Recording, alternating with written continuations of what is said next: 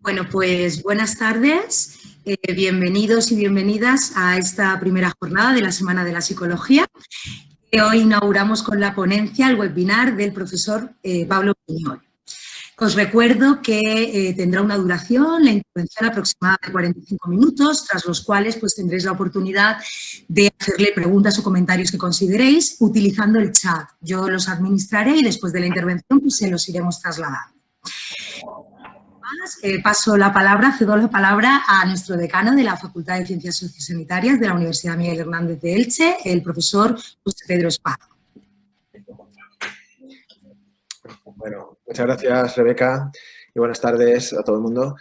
Bien, pues solamente unas palabras para dar la bienvenida a todos los que nos habéis acompañado en este webinar y un poco pues que sirviera también esta presentación como presentación de la Semana de la Psicología que estamos celebrando esta semana. La verdad es que celebrar el patrón de la psicología, que es Juan Huarte de San Juan, es algo que tradicionalmente no habíamos hecho, que yo recuerde, hasta la fecha, pero nos parece una tradición bonita el que con la excusa de la celebración de una festividad al año y ya una vez que hemos terminado los exámenes parciales de febrero, pues tengamos un momento del año donde hacer piña, donde poder hacer alguna actividad aparte de lo que es el desarrollo normal de toda la docencia que durante el curso hacemos, ¿no? Entonces, bueno, sabéis que el patrón de la psicología es realmente mañana, el día 24 de febrero, y de hecho, pues bueno, hay alguna anécdota sobre la celebración de este día y incluso sobre su propia figura que quería aprovechar por si acaso no todos vosotros los conocéis, ¿no? En realidad, aunque es un patrón, sabéis que es un patrón de tipo laico, es decir, no es un santo canonizado por la Iglesia en este caso, sino que fue autor, quizás esto pues, lo habéis visto en Historia de la Psicología, seguramente sí, fue autor, entre otros, de un libro que en aquel momento pues, marcó pues, bueno, unas bases importantes para lo que fuera la futura psicología, que era el arte de los ingenios para las ciencias, ¿no? Se supone que la fecha de edición de este libro se estimó por finales de febrero, está relatado así en las crónicas, aunque no especifica el día, más bien se entiende que fue el 23 de febrero, tal día como hoy, no mañana, que es el Día del Patrón, pero como fue en el año 83 aproximadamente, cuando las facultades de psicología en España empezaron a seleccionar también quién iba a ser nuestro patrón de los psicólogos, incluso pues, otras tradiciones de la disciplina, pues no se quiso hacer coincidir el 23F, que hoy sabemos que estamos con la efeméride de los 40 años de intento de golpe de Estado, y se puso el 24 por este motivo, ¿no? Y bien, pues igual que el patrón, que es un elemento continuador de la profesión de la psicología y también de las facultades, pues otras tradiciones en los años 80 se fueron consensuando, ¿no? De nuestros primeros profesores de psicología en aquellos años. Por ejemplo, pues también se decidió que el color de nuestra disciplina pues fuera el malva, y no sé si sabéis que bueno, pues la razón era la conjunción entre el azul y el rojo, ¿no? El azul como elemento cognitivo más relacionado con la razón y el rojo como elemento más o color más asociado a la pasión, ¿no? Y conjugando ambos colores pues surgía ese equilibrio que en la psicología pues pretendemos dar, ¿no? Y bien, pues al hilo de este patrón, de la festividad de mañana, pues vamos a aprovechar para que esta semana tengamos diferentes actividades que desde el vicedecanato de proyección de grado y con Rebeca, a la que agradecemos todo lo que se ha esforzado, pues bueno, pues vamos a poder ir teniendo a través de los webinars de esta semana. También a final de semana se entrega el premio para el concurso de microrrelatos psicológicos en el que habéis participado unos cuantos de vosotros.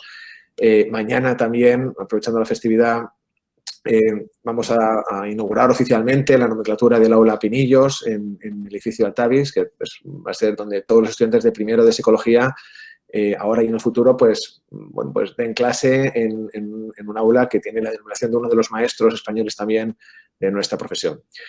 Y bueno, pues nada más que agradecer de nuevo de verdad que hayáis estado aquí, a Rebeca por su labor organizativa, agradecer también a nuestro invitado de hoy, el profesor Briñol, que nos haya podido acompañar y nada, pues desearos que disfrutéis de la semana y de la actividad de hoy. Muchas gracias.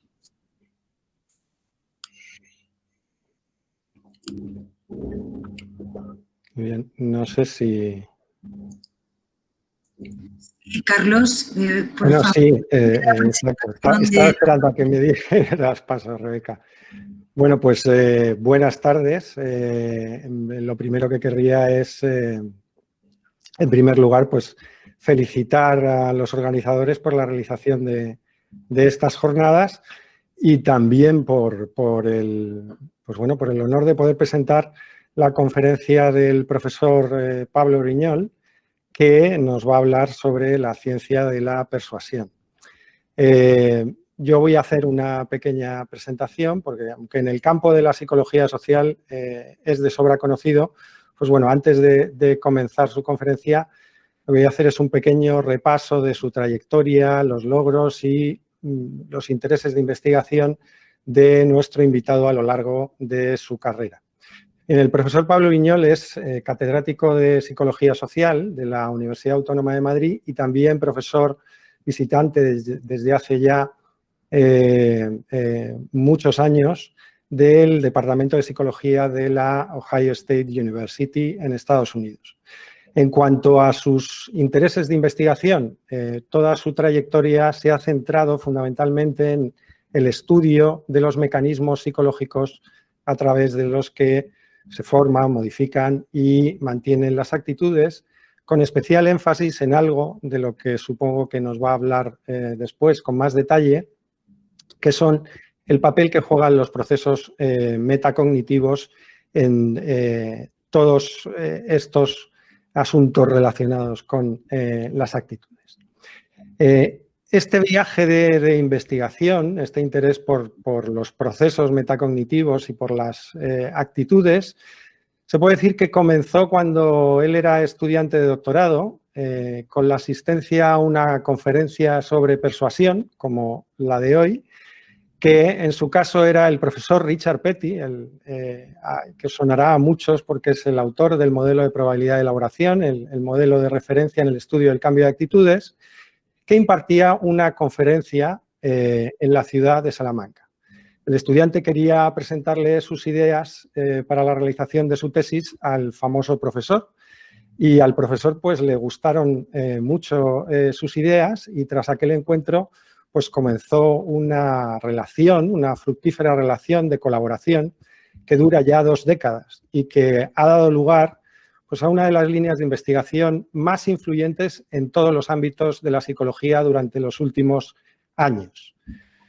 Para los amantes de los números y de los índices de calidad, pues bueno, recordar que ocupa el primer puesto en el ranking de investigadores españoles según el índice H en el área de psicología social. Creo que tiene un índice H de 55, más de 15.000 citas de sus publicaciones, es autor de más de 200 publicaciones en revistas y editoriales de el máximo prestigio e impacto en el área, en su campo internacionalmente. En 2017 fue galardonado con la medalla Kurt Lewin de la European Association for Social Psychology, premio que reconoce la excelencia científica de los investigadores europeos que se encuentran en la mitad de su trayectoria académica. Hay que recordar también que es el primer investigador español en recibirla. Además, ha participado en numerosos comités editoriales, en la organización de conferencias y reuniones científicas del máximo nivel y también es miembro cofundador de la Sociedad Científica Española de Psicología Social, de la que ha formado parte de su comité ejecutivo. En cualquier caso, lo que sí os puedo decir es que si os interesa la ciencia de la persuasión, no se os puede dejar en mejores manos, así que sin más, yo creo que doy paso a Pablo, al profesor Pablo Briñol, para que nos cuente lo que ha venido a contarnos hoy sobre la persuasión. Bueno, muchas gracias, Carlos, por la presentación y por los elogios, que yo agradezco un montón. También quería empezar por agradecer a Rebeca en particular y en general, bueno, Rebeca en particular, a José Pedro, que por cierto no sabía la anécdota del rojo y el azul representando a la mente y el corazón y la voy a tomar prestada para contarlo porque no sabía el origen del color de la psicología. Así es que, nada, gracias a la Universidad Miguel Hernández por esta invitación y por la oportunidad.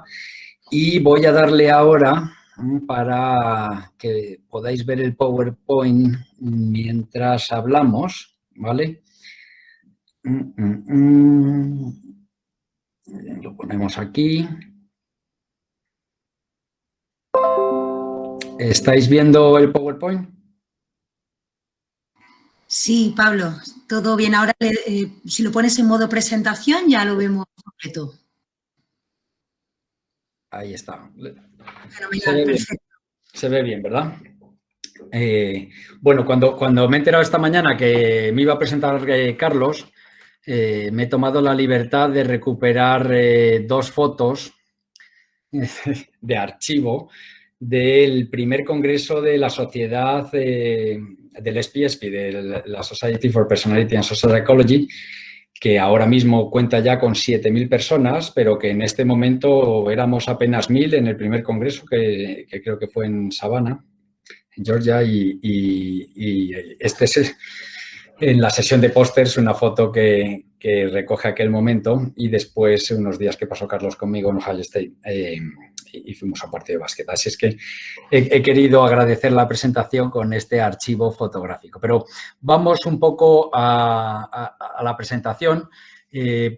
Para la gente que tenga interés, simplemente anunciar que todas las referencias, los artículos, las reseñas a las que se va a hacer referencia en la presentación están disponibles en la página web, o sea que no hace falta tomar en ese sentido seguramente ninguna nota porque todo está disponible, ¿vale?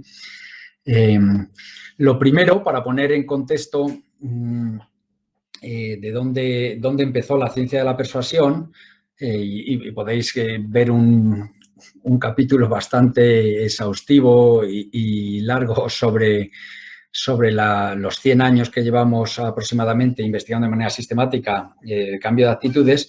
El primer modelo que yo creo que merece la pena recoger son las teorías del aprendizaje, que básicamente lo que proponían era que había una relación entre cambiar de actitud, que es como se define técnicamente la persuasión, si cambias lo que te gusta y lo que no te gusta. Había una relación entre la atención que le prestabas a un mensaje persuasivo, la cantidad de comprensión que tenías sobre ese mensaje y el recuerdo que hacías de los contenidos del mensaje. Entonces, se llama modelo del aprendizaje porque la idea es que cuanto más aprendes lo que te proponen, más probable es que cambies en la dirección de la propuesta. Y este mensaje y este modelo que fue muy influyente, sobre todo después de las guerras mundiales, porque es donde se empezó a investigar de manera sistemática y empírica cuáles eran los antecedentes de la persuasión, tiene, como os decía, mucho valor porque es la primera vez que se intenta especificar de manera concreta cuál es el mecanismo psicológico responsable o capaz de causar un cambio en las actitudes. Y como se hace normalmente en la investigación, pues se concretó en medidas como pedirle a las personas que recuerden cuántos argumentos son capaces de recordar, valga la redundancia, del mensaje que han recibido o cuánto tiempo han pasado leyendo el mensaje. Y lo que se hacía era registrar numéricamente ese tiempo de exposición al mensaje, ese grado de entendimiento o la capacidad para recordar los argumentos y correlacionar eso con después cuántos decían los participantes que les gustaban las propuestas o en qué medida estaban a favor de las mismas.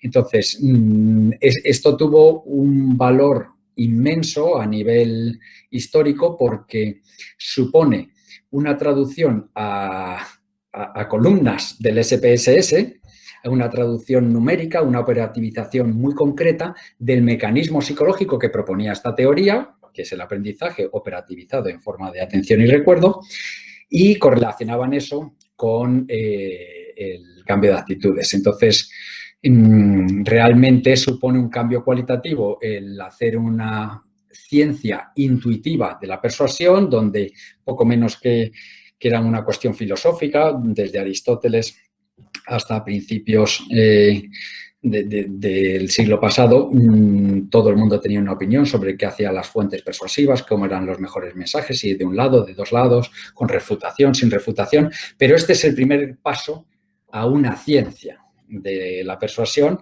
y a una concreción del mecanismo psicológico responsable de la misma. Entonces, valor incalculable. ¿Cuál es el problema de este enfoque? Pues que las correlaciones no eran muy altas y no siempre iban en la dirección que se anticipaba, de tal forma que en muchísimos casos, más de los que inicialmente se esperaba, la gente recordaba perfectamente los argumentos de un mensaje y, sin embargo, no estaban de acuerdo con la propuesta. Y viceversa. En otras ocasiones cambiaban de actitud y de repente les gustaba mucho la propuesta y, sin embargo, no recordaban absolutamente nada de lo que se les había dicho en el anuncio, en el mensaje o en el panfleto de propaganda correspondiente, porque los materiales obviamente cambiaban mucho. Y ante estas anomalías se generó un segundo modelo teórico que sigue vigente en nuestros días, es el modelo denominado de la respuesta cognitiva, que lo que dice es que el mejor predictor del cambio de actitud no es lo que uno recuerda de lo que dicen los demás, sino los pensamientos que uno genera en respuesta a lo que le dicen los demás. Dicho de otra manera, lo que nos convence no es la información externa, sino nuestros propios pensamientos que bien pueden generarse en respuesta a un estímulo externo, pero también pueden generarse sin necesidad de que haya un mensaje externo, como el caso de la autopersuasión, donde yo pienso sobre un tema y si acabo generando argumentos en una única dirección, pues puede que mis actitudes se alineen con esos pensamientos. Por tanto, lo que hizo este modelo es cambiar el tipo de registro que se pedía a los participantes en la mayoría de estudios de persuasión. En lugar de preguntarles por cuánto recordaban de los mensajes que leían, lo que se les pedía es que listaran los pensamientos que habían tenido mientras leían o escuchaban esos mensajes. Y lo que se hacía después es codificar la valencia de esos pensamientos, de tal forma que se puntuaban los pensamientos que uno mismo había generado como participante como positivos o negativos y se hacía, y se sigue haciendo hoy en día, un índice de favorabilidad de los pensamientos y ese indicador correlaciona con las actitudes muchísimo más que la atención o el recuerdo. Por tanto, este es un modelo que predice muy bien el cambio de actitud y está, como os decía, todavía a la vanguardia de la ciencia de la persuasión. Después de este modelo aparecen toda una serie de enfoques que donde van a poner el énfasis no es en la dirección de los pensamientos, sino en la cantidad de los pensamientos que generan los participantes objeto de intento persuasivo, los receptores de cualquier propuesta persuasiva. De tal forma que, además de codificar si los pensamientos eran favorables o desfavorables hacia la propuesta, lo que se hacía y lo que hacemos todavía es contar el número de pensamientos relevantes sobre la propuesta. ¿Por qué este interés en contar los pensamientos, el número de respuestas cognitivas, que es como técnicamente se le denomina? Porque cuanto más número de pensamientos, más probable es que si se produce un cambio de actitud, ese cambio tenga consecuencias a largo plazo, es decir, que sea estable en el tiempo, resistente a ataques contractitudinales y con capacidad de guiar la conducta en distintos escenarios, es decir, que se generalice. Por tanto, los modelos actuales, la persuasión depende de la dirección de los pensamientos que generan las personas ante una situación.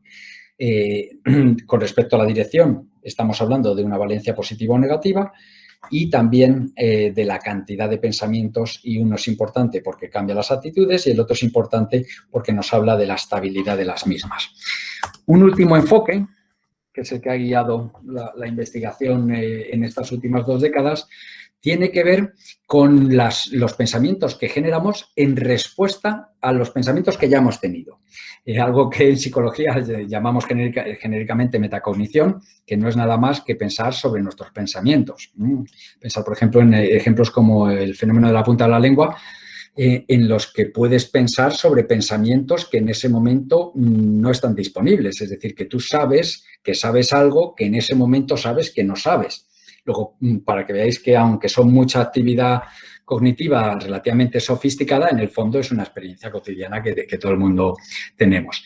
Y el modelo metacognitivo de la persuasión lo que dice es que no solo nos convencemos de nuestros pensamientos, sino que unos pensamientos nos convencen más que otros. En la medida en que nos fiemos y nos gusten nuestros pensamientos, los vamos a usar más a la hora de guiar nuestros juicios, nuestras actitudes y nuestras conductas, que en la medida en que tengamos dudas o no nos gusten mucho esos pensamientos. Y de esto es de lo que os voy a presentar más trabajos hoy, aunque es una combinación de todo ello. Este es el resumen de los 3 modelos. Interesa el contenido de los pensamientos, de los receptores o de las personas blanco objeto de cambio. Interesa la cantidad de pensamientos que tienen las personas objeto de influencia y también interesa cómo responden esas mismas personas a sus propios pensamientos, ¿vale? Aquí tenéis una visión general de los ejemplos que he seleccionado para la presentación. Son variables típicas en el estudio de la persuasión que se suelen asociar con más persuasión cuando están presentes que cuando están ausentes, pero como veremos, gracias al estudio sistemático de estos mecanismos de codificar o de manipular o de inducir a las personas a generar pensamientos favorables o desfavorables y después manipular o medir si se fían de esos pensamientos o no, veréis que todas estas variables que creíamos conocer bien pues pueden tener efectos relativamente paradójicos. Vamos a hablar de la facilidad o la fluidez perceptual, vamos a hablar de emociones positivas como la alegría, la felicidad, de inducciones conductuales como la sonrisa, de la autoafirmación, del poder. Todo esto son variables del receptor que con frecuencia, como os decía, están asociadas con persuasión, pero que pueden ir en las 2 direcciones. Si hay tiempo, hablaremos de otras variables como emociones de valencia negativa, la ira, el asco, la desesperanza y técnicas contemporáneas de distanciamiento y separación mental como el mindfulness, ¿vale? Por supuesto, intentaré especificar las condiciones en las que todas estas variables influyen en las actitudes a través de los distintos mecanismos psicológicos que proponen estos modelos y me centraré sobre todo en tres condiciones moderadoras de estos efectos. Bien, no me enrollo más con la introducción y vamos con un primer ejemplo, ¿vale? Mirad, es un ejemplo de facilidad de generación y expresión de pensamientos. En esta investigación lo que hicimos básicamente es pedir a los participantes que pensasen en cuáles son sus puntos fuertes o sus puntos débiles, ¿vale? Este es un diseño 2x2, intersujetos, de tal forma que los participantes son asignados aleatoriamente a distintas condiciones y los que están en una condición no reciben el tratamiento de la otra. Por tanto, lo primero que hicimos es crear 2 grupos. Un grupo que genera pensamientos positivos sobre sí mismos, porque les hemos pedido que nos digan cuáles son sus fortalezas, y después tenemos un grupo diferente que genera pensamientos negativos sobre sí mismos, ya que les hemos pedido que nos hablen de sus debilidades. Bueno, es una inducción que está bien contrastada. Cuando le pides a la gente que piense solo en positivo o solo en negativo, acaban generando el patrón de pensamientos que cabe esperar en esa inducción. Lo interesante de este estudio, porque la dirección del pensamiento, como habíamos visto en el modelo de la respuesta cognitiva, ya venía siendo estudiada durante muchas décadas de investigación.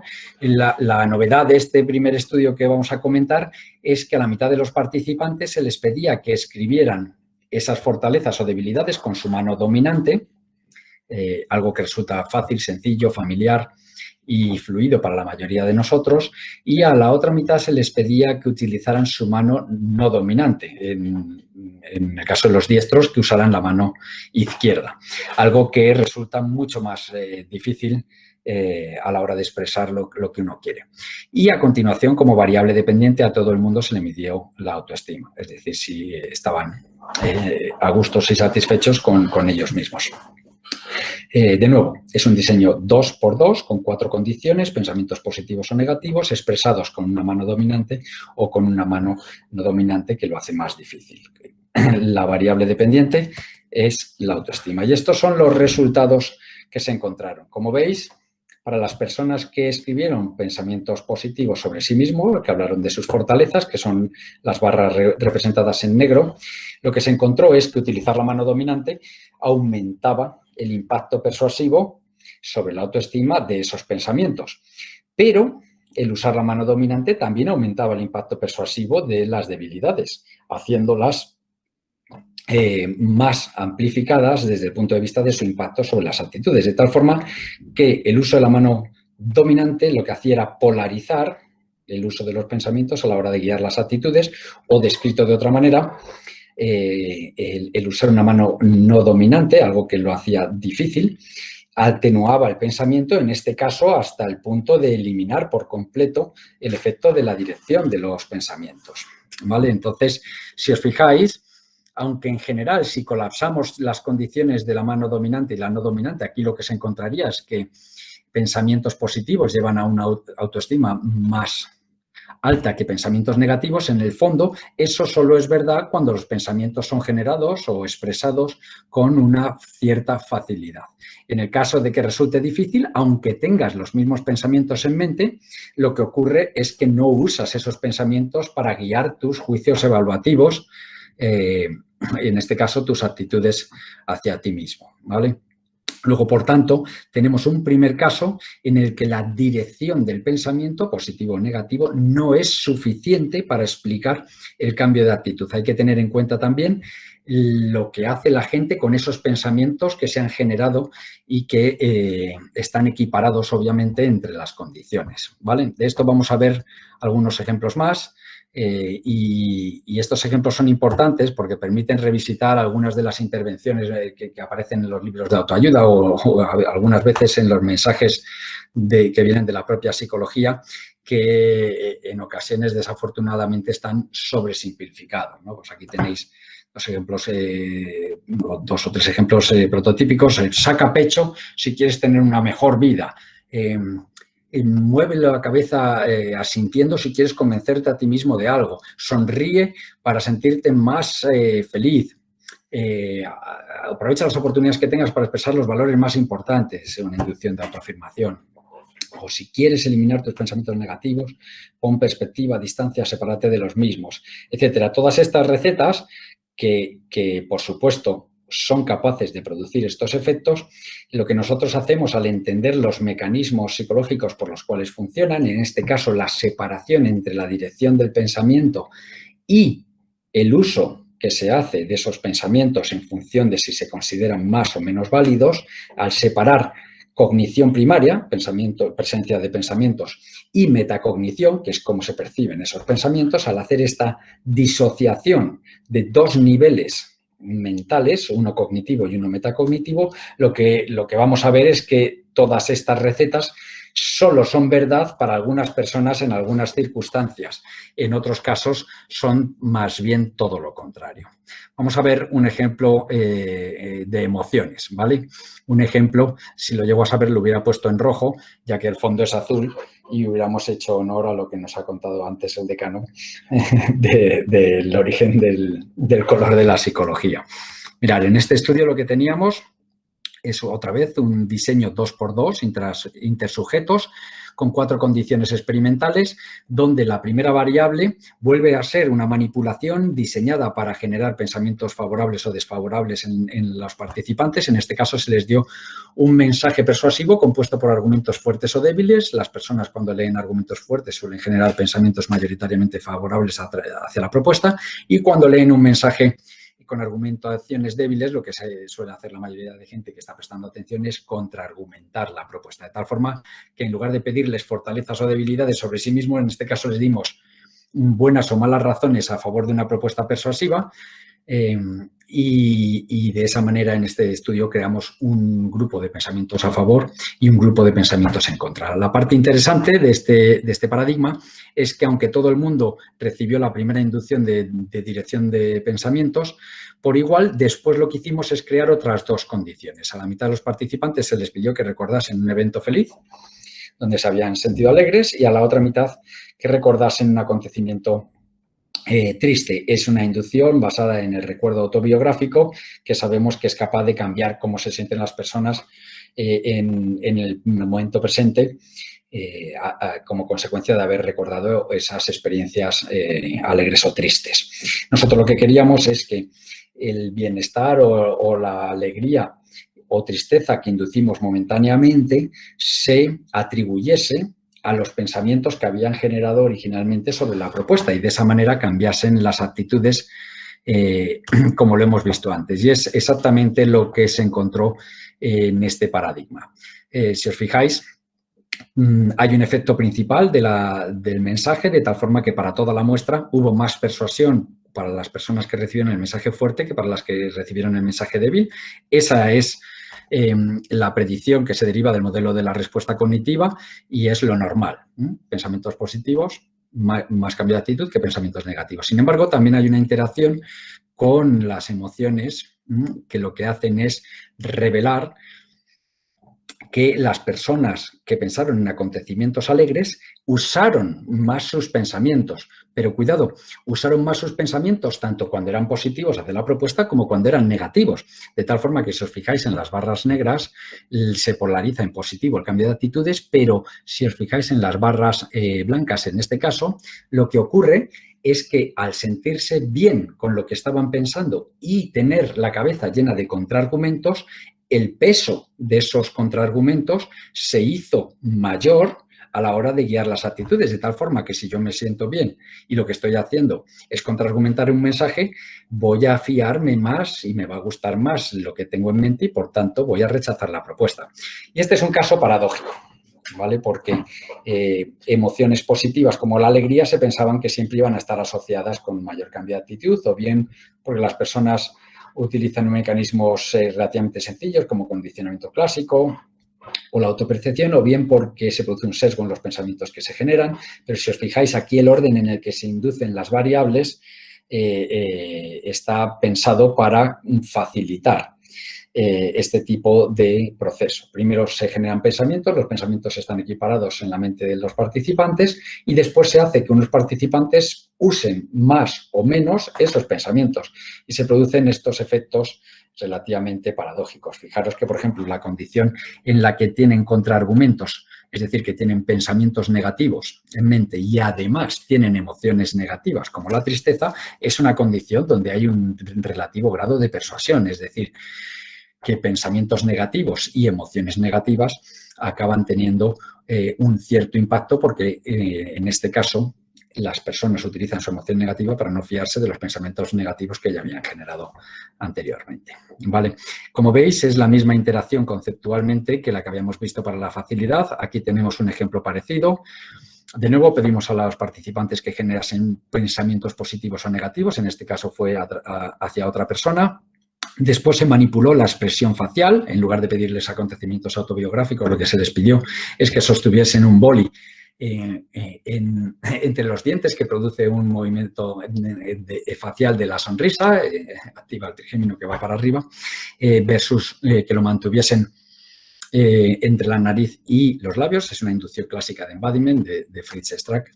La tomamos prestada para este paradigma, pero al final lo que tenemos es un diseño 2x2, una vez más, en las que las personas tienen pensamientos positivos o negativos y después les hacemos una inducción de expresión facial asociada con la sonrisa, con el control. Por supuesto, los participantes no necesariamente son conscientes de que están sonriendo o no en este paradigma. Es relativamente sutil la inducción y en última instancia se mide como variable dependiente de las actitudes, y lo que se encuentra una vez más es que la sonrisa aumenta el uso de los pensamientos, pero lo hace tanto para los pensamientos positivos como para los pensamientos negativos. Como podéis ver en la figura, aunque todo el mundo tiene pensamientos negativos en las dos barras negras, el impacto pensamientos positivos en las barras negras, el impacto de los mismos es mayor cuando sonríen a sus propios pensamientos en este paradigma metacognitivo que cuando tienen una expresión facial más neutra.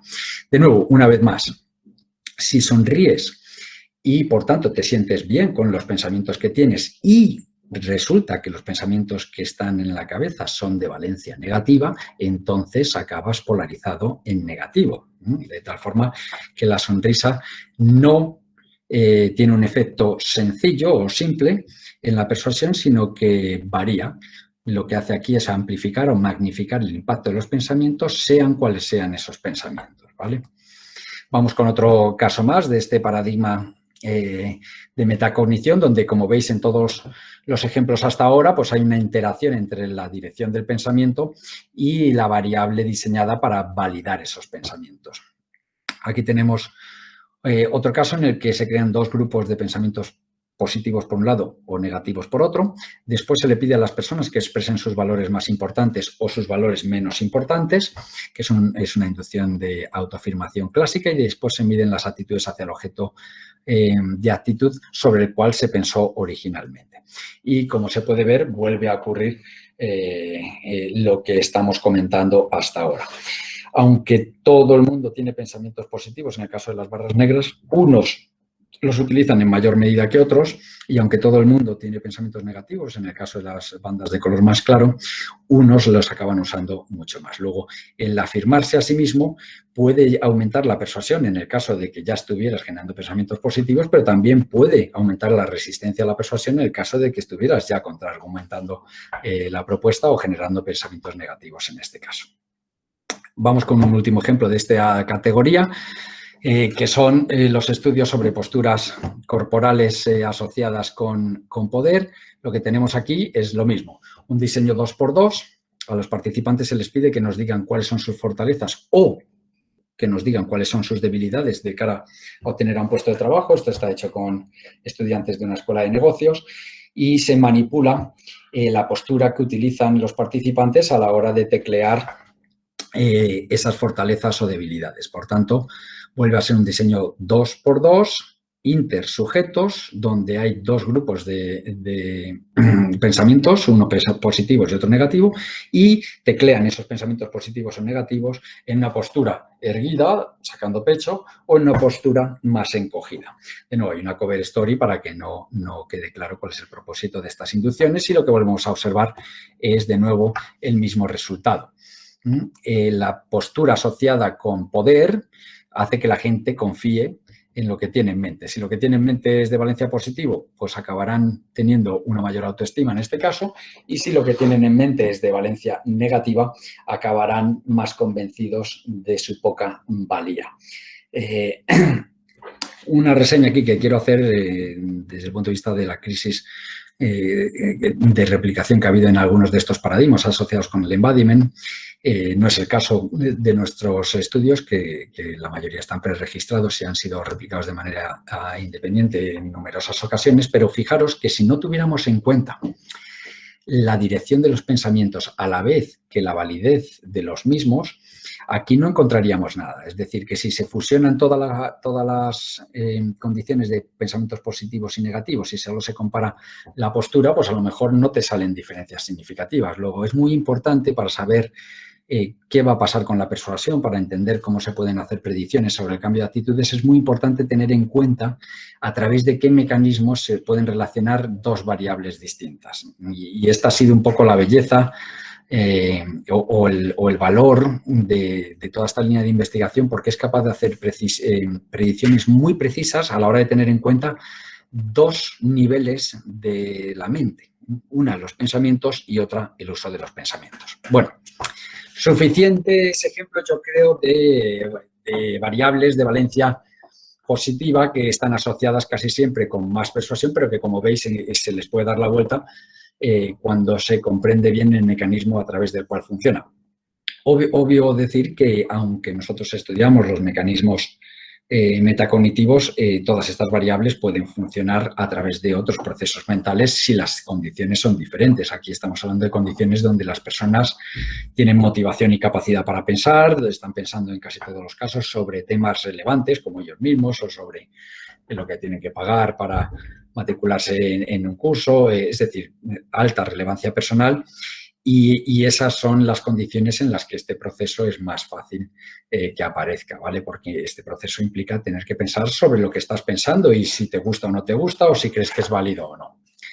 A ver cómo vamos de tiempo. Bueno, Aquí tenéis otro ejemplo. Pensamientos positivos, fortalezas o debilidades, otra vez una manipulación de la dirección del pensamiento. Y en este caso lo que hicimos es, en lugar de hacerles sonreír o una expresión neutra, les pedimos que mordieran algo y después medimos las actitudes hacia ellos mismos como candidatos, y lo que encontramos una vez más es que en este caso expresiones faciales asociadas con confianza, aunque no sean de valencia positiva, como en el caso de la sonrisa, en este caso, como implica una preparación para la acción y está asociado con tener que estar seguro, es suficiente para crear un impacto mayor de los pensamientos. Y de nuevo, aquí paradójicamente, aunque el gesto es de agresión, el impacto es mayor tanto para pensamientos negativos, que sería lo intuitivo, como para pensamientos positivos. Aquí tenéis otro ejemplo de una variable que no es necesariamente de valencia positiva. Lo que hicimos en estos estudios es pedir a los participantes que generan distintos pensamientos, en unos casos sobre su imagen corporal, en otros casos sobre distintas dietas, y después les pedíamos que hicieran, los escribieran en un papel e hicieran una de estas tres cosas. En el grupo control lo que pedíamos es que doblaran las hojas del papel, simplemente. En el grupo de separación del pensamiento les pedíamos que la hoja donde los habían escrito la rompieran y la tiraran a la basura. Y en el grupo de protección lo que hacíamos era pedirles que doblasen cuidadosamente lo que habían escrito y se lo guardasen en el bolsillo. Y lo que encontramos es que comparado con el grupo control, donde lo que podéis observar es un efecto de la dirección del pensamiento, la condición de pensamientos positivos tuvo un mayor cambio de actitud que la de pensamientos negativos, eso es lo normal. Este impacto se multiplicó en el caso de haber hecho algo que dejaba los pensamientos en un lugar seguro, es decir, no hace falta que la seguridad venga de un sitio válido, basta con que se perciba de esa manera, es decir, que el ponerlos en un lugar físico o en otro no cambia la calidad de los pensamientos ni la probabilidad de que sean verdaderos, simplemente la gente se siente mejor con ellos y los usa más. Es una de las paradojas, si se quiere, de este paradigma. Y aquí tenéis en la condición en la que se deshicieron de los pensamientos, no solo no hubo un efecto de la dirección de los mismos, sino que más bien se produjo un efecto contrario, que es lo que suele pasar cuando tienes muchas dudas sobre una dirección, acabas convencido de la contraria. Bueno, en resumen, todo esto era nada más que una ilustración de distintos paradigmas que se han utilizado para poner a prueba la importancia de tener en cuenta no solo lo que piensa la gente, sino cómo utilizan esos pensamientos. Y de nuevo, vuelvo a insistir en que hay que separar. Una cosa es tener pensamientos y otra cosa muy distinta es si los usas. Hay muchos más ejemplos, aquí tenéis 5 más que son clásicos, que muestran todos el mismo patrón. Se pueden ver revisiones al respecto, pero yo creo que es suficiente ilustración de esta posibilidad.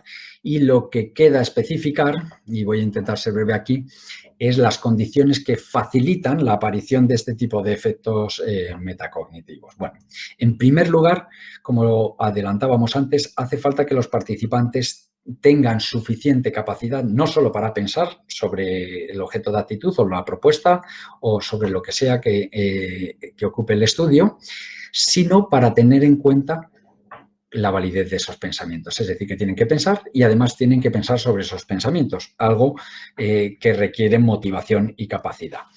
En los experimentos en los que se ha manipulado la capacidad de elaboración, por ejemplo, distrayendo a la mitad de los participantes o dándole una tarea dual a la mitad de los participantes, de tal forma que se impedía pensar, en lugar de encontrarse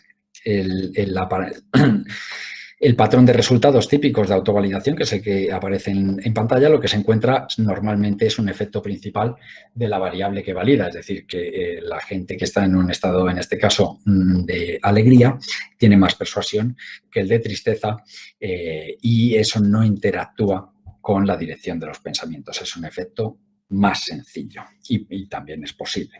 Otro aspecto a tener en cuenta es el momento en el que se inducen las variables. para que se produzca un mecanismo metacognitivo de esta naturaleza es importante que la gente primero haya pensado y después ya podemos manejar si se va a producir un mayor o menor uso de esos pensamientos. Porque si el orden es al revés, tú primero haces que, por ejemplo, las personas estén felices o tristes y después les das un mensaje persuasivo, lo que va a pasar es que va a cambiar la cantidad de procesamiento del mensaje persuasivo o la dirección de los pensamientos que se generen. Es decir, otros procesos de los que hemos hablado que no son de naturaleza metacognitivo. Aquí está representado de manera visual, pero donde quiero centrar la atención es que la figura que hemos visto hasta ahora varias veces solo se produce cuando se manipula la variable que valida después de haber generado los pensamientos y no antes. Si se hace antes, lo que cambia es la cantidad o la dirección del procesamiento. Y esto es importante porque manejando las condiciones, como veis, se puede dar la vuelta a un efecto tantas veces como se quiera, siempre y cuando sepas a priori qué hace que se produzca uno u otro. Es decir, que estos estudios donde se encuentran interacciones triples o cuádruples tienen bastante valor porque todas son esperadas de antemano gracias a haber depurado el conocimiento que tenemos sobre los mecanismos que son importantes para la persuasión. Y esto como habéis visto, pues es una ciencia que no llega a 100 años, pero que ha pasado por muchos mecanismos y ahora los 3 o 4 parámetros que conocemos, los conocemos suficientemente bien como para poder dar la vuelta, como os decía, a las actitudes tantas veces como somos capaces con estos modelos. Este es el último ejemplo de variables que hay que tener en cuenta y es el significado o el appraisal que hacen las personas de las experiencias a las que les sometemos en los distintos paradigmas experimentales. Este es un ejemplo prototípico en el que, por ejemplo, una emoción como la ira, que es de valencia negativa, es decir, la mayoría de las personas cuando sentimos ira no estamos a gustos, lo que vemos aquí es que puede tanto aumentar el uso de los pensamientos como disminuirlos. Cuando destacamos el papel de valencia negativa asociado con la ira hace que no usemos los pensamientos. Sin embargo, como la ira también implica un aspecto conductual movilizador, es decir, está asociado con confianza, porque en el fondo cuando tienes ira sabes cuál es el objeto de tu ira, sabes qué es lo que te está enfadando y cuando se aísla ese componente de confianza lo que conseguimos es que una emoción como la ira sea capaz de aumentar el uso de los pensamientos. De nuevo, una vez más, paradójicamente incluidos los pensamientos positivos, produciendo este patrón de resultados que, vuelvo a insistir, una vez más, está predicho de antemano y en este caso concreto preregistrado. Otro ejemplo reciente, comparando emociones también complejas como la esperanza y la desesperanza. La esperanza es una emoción de valencia positiva, casi es placentera, pero está asociada con incertidumbre y con duda. Y por el contrario, la desesperanza es de valencia negativa, sin embargo está asociada con una certeza de que no hay nada que se pueda hacer. De tal forma que aislando la certeza o la duda y comparándola con la valencia positiva o la negativa de esta emoción compleja, somos capaces de conseguir que la gente use sus pensamientos más o menos de la forma que hemos visto hasta ahora. De nuevo, hay múltiples ejemplos, yo creo que con eso son suficientes. Y para ir cerrando y no pasarnos de tiempo, simplemente recordar lo que hemos aprendido después de todas estas décadas de ciencia de la persuasión es que hay que tener en cuenta varias dimensiones del pensamiento. Por un lado está la dirección en la que los participantes o las personas están pensando. Hay que prestar atención a si la gente, si nosotros queremos, ya estamos pasando a lo práctico, si uno quiere convencer a otras personas, no es tan importante lo que nosotros digamos o que repitamos el mensaje o que insistamos en una idea. Lo único importante es lo que está pensando la otra persona. Luego hay que prestar atención, hay que escuchar, hay que saber qué es lo que están pensando y identificar si es a favor o en contra.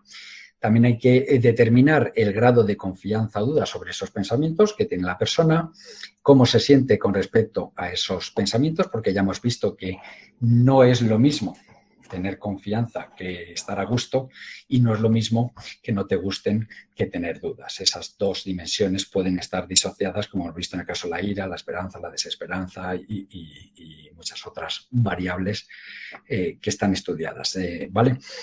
También hay que ver cuánto está pensando la persona. Cuanto más piense, más probable es que los cambios sean profundos, duraderos y resistentes, y para todo ello hay que prestar atención también al orden en el que se introducen los factores y el significado que tienen en esa situación, ¿vale? Aquí hay una representación gráfica de este enfoque donde se combinan todos los mecanismos, lo tenéis en la columna del medio, que es la de mecanismos mediadores y los resultados a los que dan. Pues yo creo que con eso ya está. Gracias.